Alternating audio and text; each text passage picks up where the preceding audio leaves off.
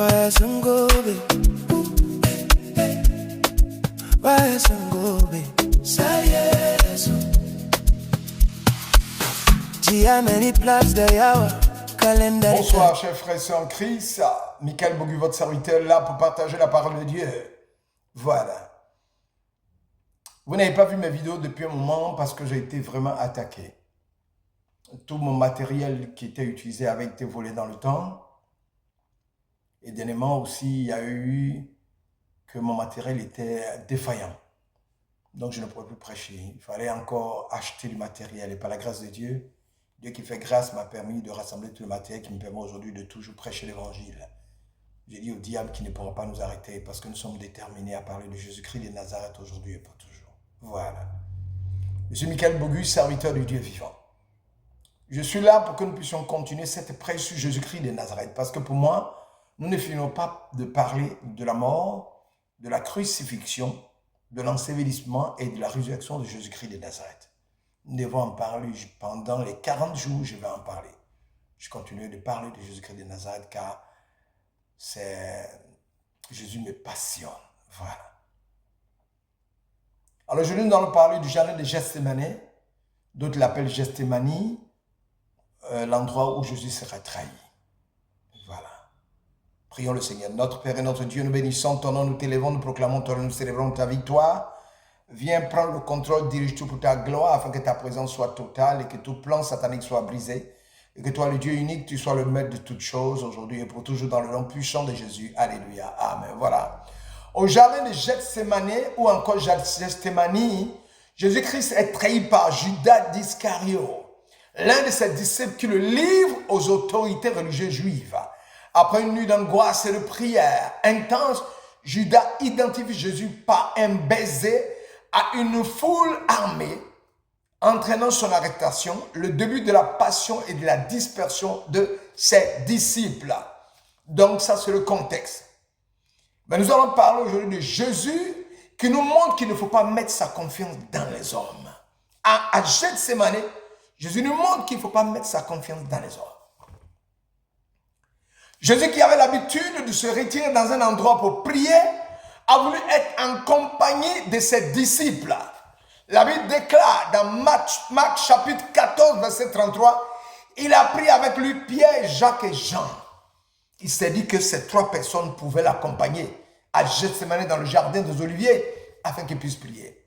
Mais il va leur dire, mon âme est triste jusqu'à la mort, restez ici et veillez avec moi. Selon Matthieu chapitre 26, verset 38. Jésus est triste. Pourquoi?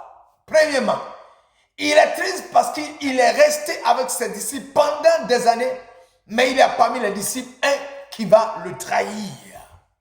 Deuxièmement, Jésus voulait rester en compagnie de ses disciples, mais il va se retirer pour prier à son retour. Tous les disciples de Jésus-Christ, tous étaient en train de dormir. L'élément numéro 3, lorsqu'on vient arrêter Jésus, tous les disciples s'enfuient. C'est la raison pour laquelle la Bible dit dans Matthieu chapitre 26, verset 56, tous les disciples l'abandonnèrent et prirent la fuite. C'est pour dire qu'il ne faut pas mettre sa confiance dans les hommes. Et Jésus-Christ le savait. Mais il était venu pour accomplir une chose, notre délivrance.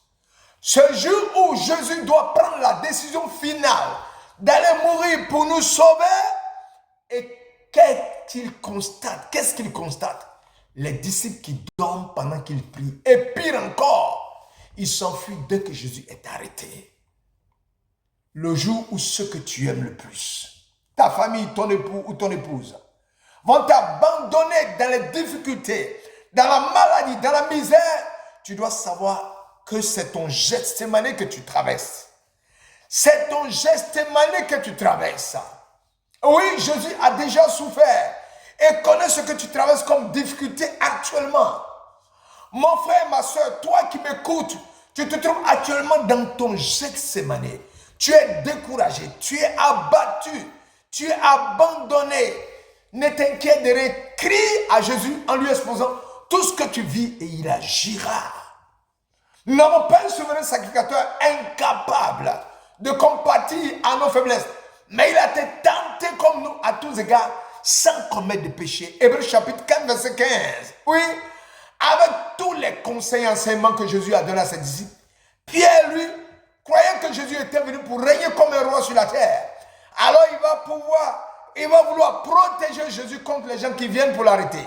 Jean chapitre 18, verset 10, on dit, Simon Pierre qui avait une épée, la tira, frappa le serviteur du souverain sacrificateur et lui coupa l'oreille droite. Ce serviteur s'appelait Malchus. Au verset 11, Jésus dit à Pierre, remets ton épée dans le front, ne bois-je pas la coupe que le Père m'a donnée à boire? Quelle leçon tirer? Oh, la leçon que nous devons tirer, notre combat est spirituel et non contre la chair et le sang.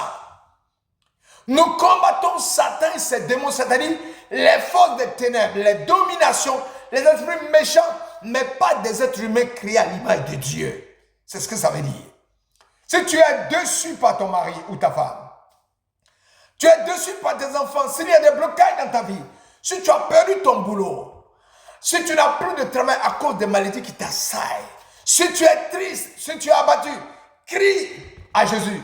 Si tu es blessé parce que ton mari t'a ramené une grossesse de son adultère, si ton mari t'a abandonné pour une autre, si ta femme s'est rébellée avec les enfants afin de faire bloc contre toi dans le but de t'humilier, si tu es allé vers le féticheur sans solution, il y a un Normando qui réservé que débat, dont le nom est Jésus, à qui rien ne résiste.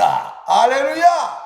Si tu as des enfants qui te font souffrir par le mode de vie qui t'attriste, si tu es atteint d'une maladie incurable avec laquelle tu luttes depuis des années, je te déclare que Jésus-Christ peut te guérir ce soir.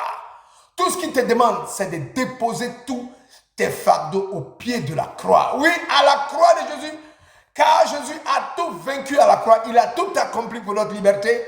Par sa mort et sa résurrection, Jésus nous a fait passer de l'esclavage à la liberté. Par sa mort et sa résurrection, Jésus nous a fait passer de la mort à la vie. Oui, il te délivrera de tout fardeau parce qu'il a eu à supporter tous les fardeaux de l'humanité qui étaient plus lourds que ton fardeau. Aucun fardeau ne peut résister à Jésus-Christ de Nazareth. Galates chapitre 3, verset 13 dit, Jésus-Christ s'est fait malédiction pour acheter l'humanité de la malédiction de la loi en mourant sur la croix. Le bois infâme, considéré comme une malédiction. Il a pris sur lui les conséquences de nos péchés. Par ce acte, Jésus a libéré ceux qui l'ont accepté, et qui l'ont accepté de la condamnation. Il nous a libérés et a permis à la bénédiction d'Abraham de s'étendre à tous. Soyez bénis en vos rangs de qualité. Demain, nous continuons toujours de prêcher Jésus-Christ de Nazareth, crucifié, Jésus enseveli, Jésus ressuscité le troisième jour, Jésus assis à la droite de Dieu le Père, oh, qui intercède pour nous et qui nous a déjà donné des bénédictions dans les lieux célestes et continue de le faire.